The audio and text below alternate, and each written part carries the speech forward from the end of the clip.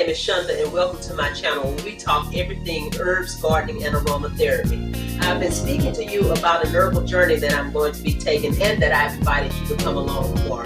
So today I'd like to talk to you about some of the supplies that you're going to need for the trip, because we will be doing things such as salves, teas, tinctures. There are a few things that you might like to have in your apothecary to start this journey with me. Stay tuned. Can't wait to tell you all about it. As I stated earlier, we're going to be talking about some of the supplies that you may find helpful for our herbal journey. I'm going to start over here on my right.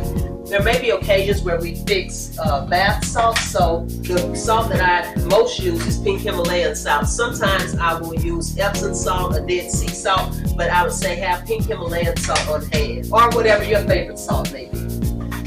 Also, for making salves, I'd like for you to have beeswax petals. I find that helpful because it helps give the salve some strength, keeps it from being like a loose running oil, but it makes it a more solid product. So beeswax and cocoa butter you may find helpful, as well as shea butter. I try to use organic products when I can, but I would say to you, start off wherever you are with whatever you can afford, whatever works for your budget. Additionally, I have some myrrh resin here.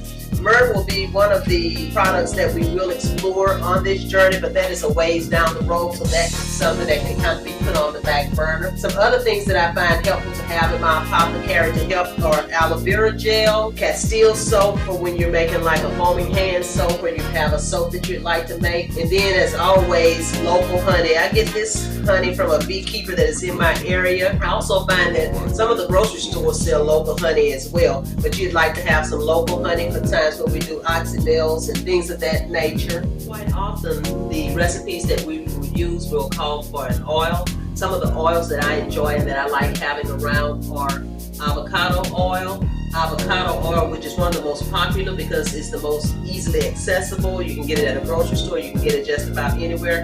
Sometimes coconut oil, but my favorite and the one that I will use most often will be this golden jojoba oil. It is one of my absolute favorite oils to use. Jojoba is really actually a wax and not an oil, but we refer to it as jojoba oil. These will all be used like for herbal infusions, infused oils that we may make, and other things that, salves and things of that nature, we will probably need some oils. There will be times when we may make glycerite, so I have some organic vegetable glycerin here. And for times when we make tinctures, we'll need alcohol. Here I have an 80 proof and a 100 proof vodka.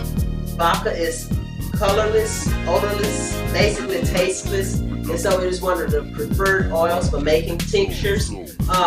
I would say that if you could only get one, I would say get the 100 proof oil, 100 proof vodka, because you can always add water if you need maybe a lesser proof to make it what you need. And then sometimes recipes will call for water.